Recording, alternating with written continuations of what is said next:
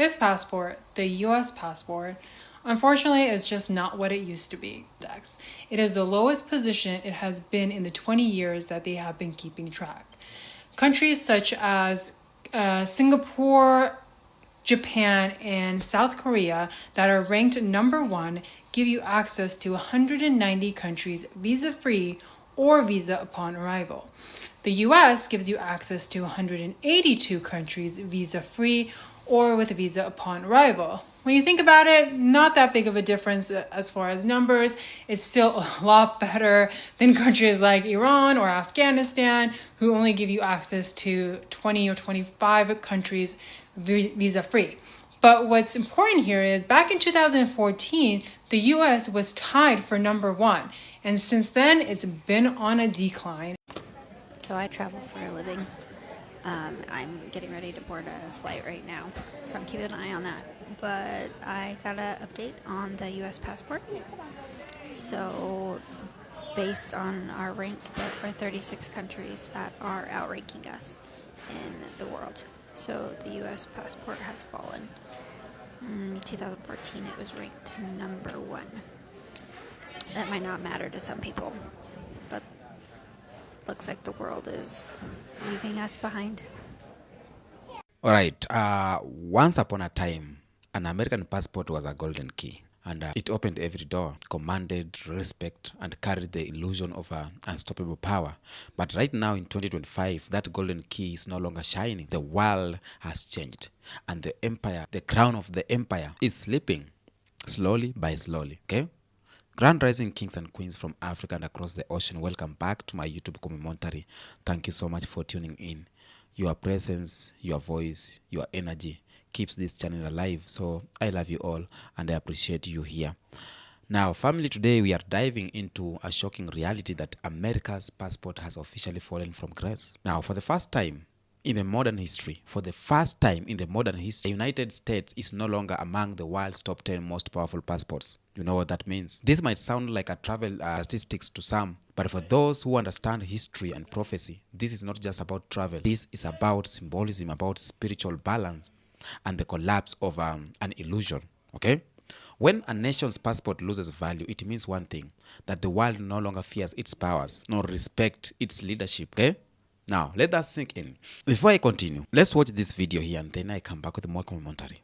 Did you see that the US passport fell to 12th place, and this may be the beginning of the end for US citizens having unrestricted travel around the world? If you didn't know, there's something called the Henley Passport Index, which rates how powerful a passport is. One of the biggest metrics is how many countries a passport can get you into without needing a visa or approval from the country you're going to. Right now, on top of that list is the Singapore passport, with which you can travel to 193 countries without needing a visa. The US passport was on top in 2014 during Obama. Interesting. It has since slipped to 12th place, but it's technically behind 36 other countries, since a lot of countries are tied for other spots. The US passport was still in the top 10 till this year. But since Trump came into power, countries have been retaliating against Trump's restrictive immigration policies by creating their own against the US. And while US citizens can go to 180 countries without a visa, the US only allows citizens from 46 countries to enter the US without a visa. And no surprise, most of those 46 countries are predominantly white. So the US mostly allows white people to come in without issues, something the US wouldn't explicitly admit. Something else it doesn't want to acknowledge is the US involvement in destabilizing countries and then restricting the people's movements by not allowing them to escape a dictator that the US probably installed or leave a collapsing economy that the US helped collapse. The US won't let them come here for a better life. Now US citizens are about to find out how difficult it is to leave similar circumstances and have other governments not be so welcoming. The US passport could go back up in the index if the US starts changing how it treats people from other countries. But unfortunately, there's no signs of that happening anytime soon. Simply put, other countries are starting to tell the US through their immigration policies. Breaking news: for the first time in 20 years, the US passport has dropped from the top 10 most powerful passports in the world to the 12th place. Can you imagine this? All the way from 10th to 12.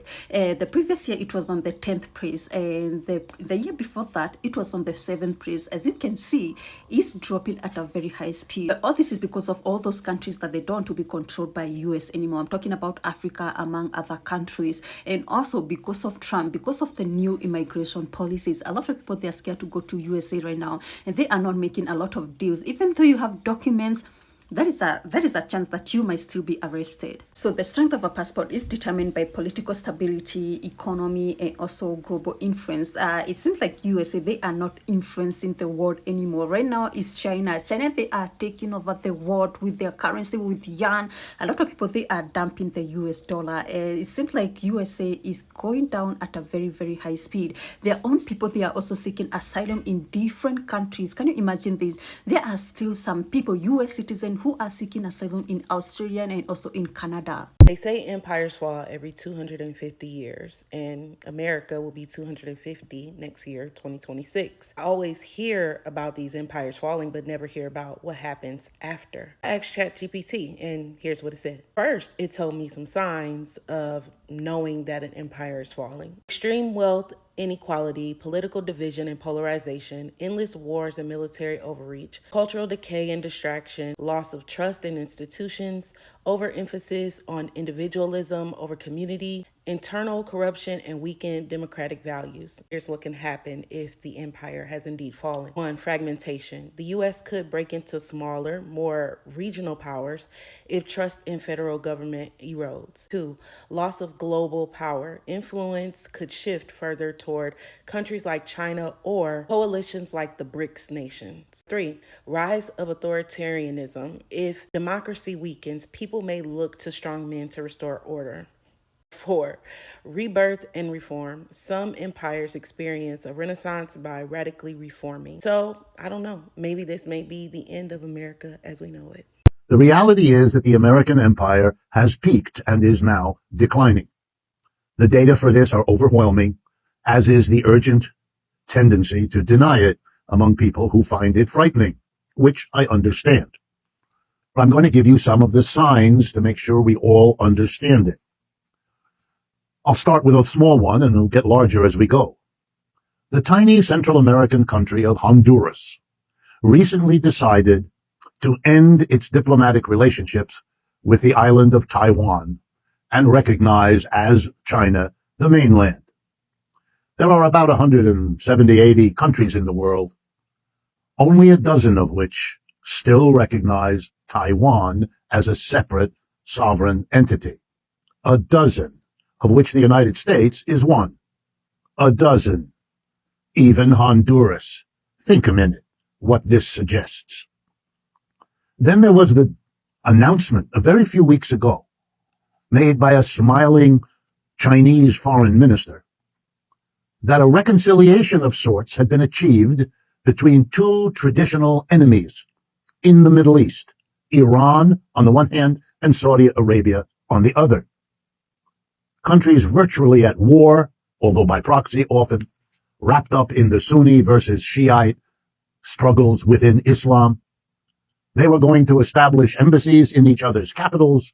They were going to lay down the weapons of war and try to work together for a broader peace in the war-riven Middle East.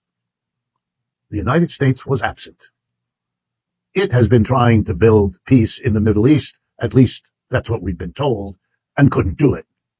The Chinese, an emerging new power in the world, did it. The importance and the symbolism are only deniable if it's too hard to face what's going on. And then there are the mistakes in the Ukraine war. Let me count several of them for you. Mistake number 1, that you can keep pushing the boundaries of NATO, an alliance of the West, traditionally opposed to the Soviet Union. You can push them more and more up against and even into Russia. Well, you can't. You're going to have pushback. It's not going to be what you thought it would be. You made a mistake. The second mistake was to imagine that this would be a war between Ukraine, aided by the collective West, and Russia, alone. Let me remind you all, Russia is a country whose GDP is about $1.5 trillion. The United States and Western Europe, allied against Russia with Ukraine, have a combined GDP of about $32 trillion. 1.5 versus 32. Mistake. This is going to be easy. Russia will be crushed. Didn't happen, isn't going to happen, require way more involvement by the West than was ever understood. Now in the neighborhood of $100 to $150 billion and counting. Escalation after escalation without the promised result. Turns out Russia has very powerful friends helping Russia be a much more important foe. These are too many mistakes that come out of a mentality that doesn't want to face that the world has changed. The vast majority of countries in the world, particularly those in the global south, are not particularly moved by the West's complaints about Russia. They're not taking sides in that conflict beyond an obligatory vote and an obligatory statement that peace would be better than war. The United States has been unable to marshal anything like a global consensus around its position. These are all signs of empire decline. If I had more time, I'd go into other signs. The challenges to the US dollar as global currency.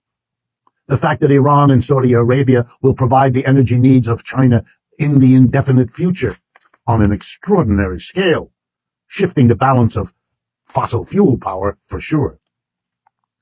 The fourth and the final question about the new economic order is different because it's not a fact about what's happening, it's a question. What happens next? And these are the questions that are going to be the questions that we try to answer, and how we try, and by we I mean the human race, how we try to answer these questions will shape the future we live in. Number one, will the declining American empire be replaced by a rising Chinese empire? That's the question. Just like the question at the end of the Roman or Greek or Persian or Ottoman or British Empire was, what empire comes next? Or, another question, will the question be that we create instead of another empire? That the human race grows up and says, we don't need and we don't want sequential empires. What we need and want is a multinational, multipolar world. We really need a world in which lots of different countries, larger, smaller, individual grouped, work out a livable arrangement for all on this planet with its limitations. That's a big question. The ecological movements are struggling from their end to answer it around nature and environment. But the political forces, the national forces, the economic realities are just as important in changing and shaping the questions and the answers. The economic growth of China in the last 40 years, that other part of neoliberal globalization, that wasn't just about Western capitalists making a lot of money in the East, but what it would mean for the people of the East, and by extension of the global South. We are now realizing the enormous economic power of the Chinese and the Indians, and indeed all of those countries we label BRICS, Brazil, Russia, India, China, and South Africa. A powerful new pole in world development. And the last question, and in the end, the most important one, that we will be answering and that will shape the future we see in the new world economy. And that question is, will the kinds of friction and change and difficulty of this phase of capitalist development, this moving of its old centers and the creation of new centers, will it have the effect of agitating, mobilizing, and educating a global working class? I end with that because I think it's the most important thing to leave with you. Welcome back. Now, America has been superpower. That's the name that we named it, superpower. In the 20th century, holding an American passport meant privilege. Holding an American passport, it symbolized access, symbolized protection and priority. So it said to the world that I come from the most powerful nation on earth. That is if you are holding the US passport. But in 2025, things are changing. The Henley Passport Index ranks the United States right now at number 12, behind Singapore, behind South Korea, behind Japan, behind Germany, behind Italy, and even smaller European nations like Luxembourg and Switzerland. This is more than just ranking. It is a message to the world. If you are looking keenly, it is a message. The message is that the world is telling America, your domination is finished. Your domination is fading. That is the message. When you study the fall of empires, when you look at Rome, you look at Britain, you look at Spain and France, one thing is clear. They never fall in one dramatic explosion, no.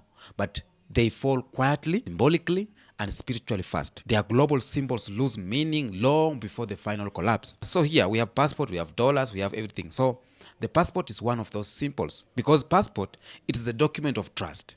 It represents how much the world believes in your system, how much the world believes in your word, how much the world believes in your respect. So when the US passport loses its global reach, it's not just policy, but it is a prophecy. It is sending a message. That's why I need you to look keenly on that. I've started to talk to this because a lot of African people still think that US is the superpower that we were told about. But all of this has been illusion. Now, the meaning behind this fall is that, or why do you think the passport has lost power? One, it's because of global distrust. For years, the US has imposed sanctions, started wars, and destabilized regions under the banner of democracy. Okay?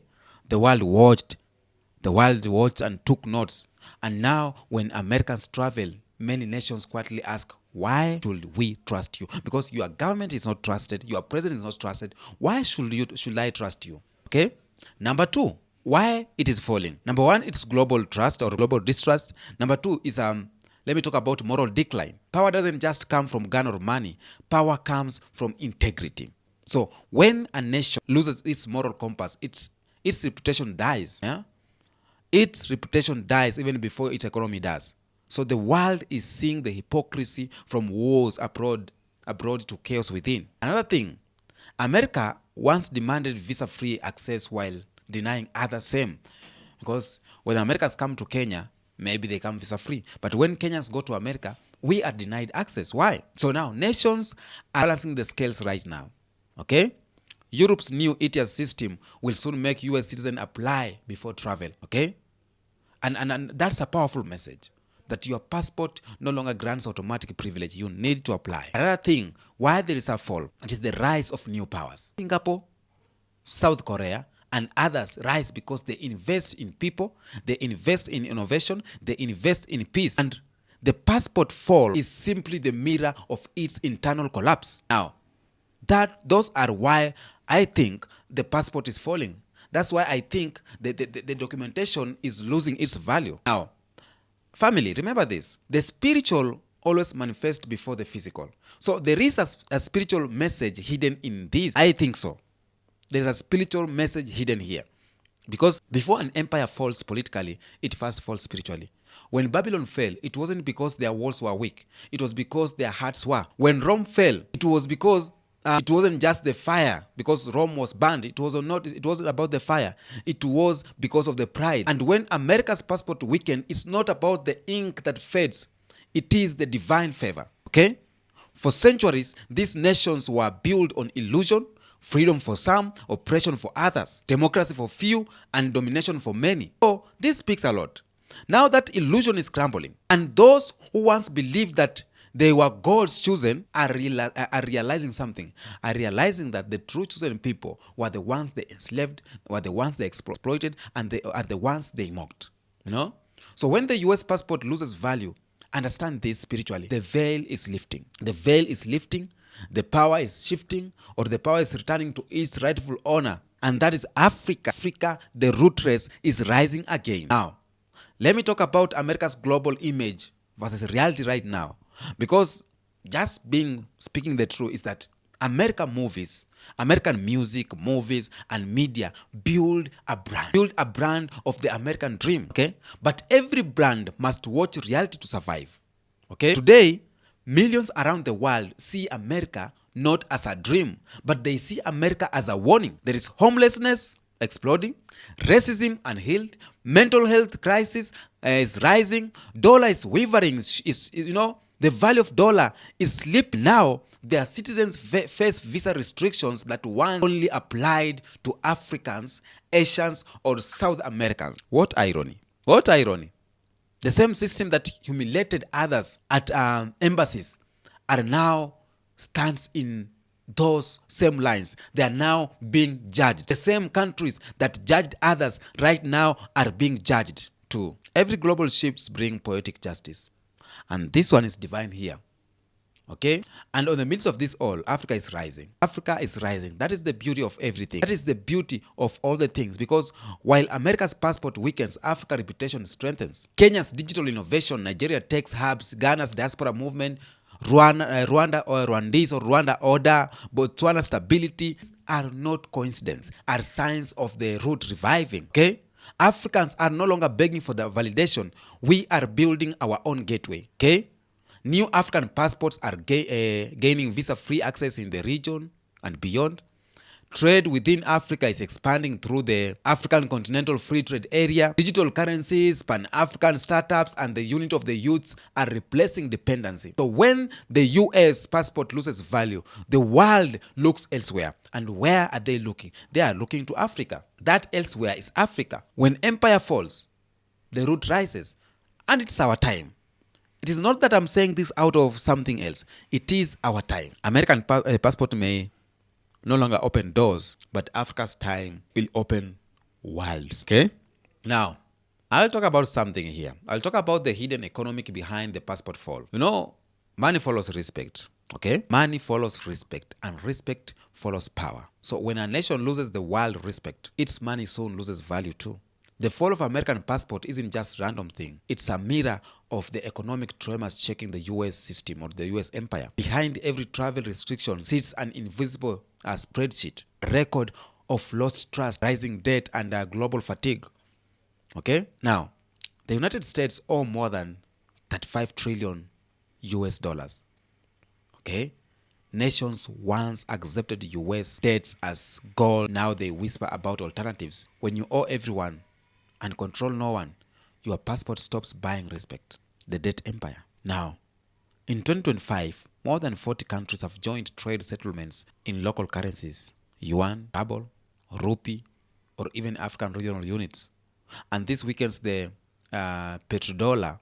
And when your currency loses dominance, your citizens lose travel privilege. That's dollar decline. Sanction fatigues. For decades, Washington, D.C. used sanctions as a weapon. But right now, as we speak, the world is rebelling. Nations are quietly building systems beyond SWIFT, beyond Visa, and MasterCard. When you sanction the world eventually sanctions you silently. Okay? Another thing, trust and tourism. Visa access is about risk. Okay? Countries now see American travelers as potential instability, political, economic, and even moral. So they raise barriers not from hatred, but from exhaustion. Okay? So this empire taxed the world, and now the world is taxing the empire. That's what is happening right now. And there is a psychological of losing privilege. And this is part that few Americans can process. The psychological shock of not being first anymore. Imagine generations raised to believe their nations is the leader of the free world. Okay? Are now standing in visa lines behind Singaporeans, standing in visa lines behind Luxembourgians, people from Luxembourg. Yeah? It tells us something. That is not just bureaucracy. That is identity collapse, man. You see, from childhood, Americans were taught that their flag guaranteed them favor everywhere. The myth of exceptionality. But in reality, their flag is humbling them.